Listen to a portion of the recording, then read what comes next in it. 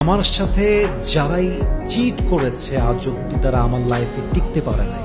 হয় আমি বাদ দিয়ে দিয়েছি অথবা প্রকৃতি তাদেরকে আমার জীবন থেকে অনেক অনেক অনেক অনেক দূরে সরায় দিয়েছে। এবং বাস্তবতা হচ্ছে যারা আমার বিশ্বাস রেখে চলেছে, যারা আমার বিশ্বাসে আঘাত করে নাই, ভালোবাসার মান রেখে চলেছে, তাদেরকে আমি আমার কলিজা দিয়ে আগলায় রাখছি, ভালোবাসা দিয়ে আগলায় রাখছি।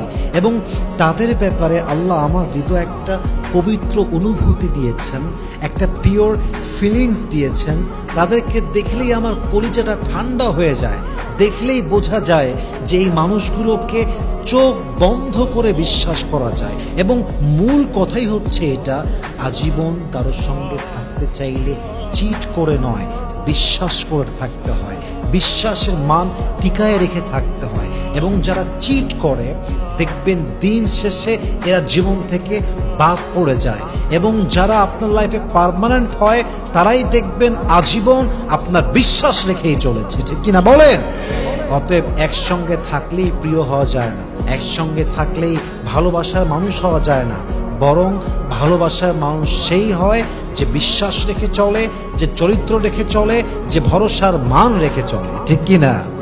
আল্লাহ সবাইকে বোঝার তৌফিক দান করুন, সবাই আমিন।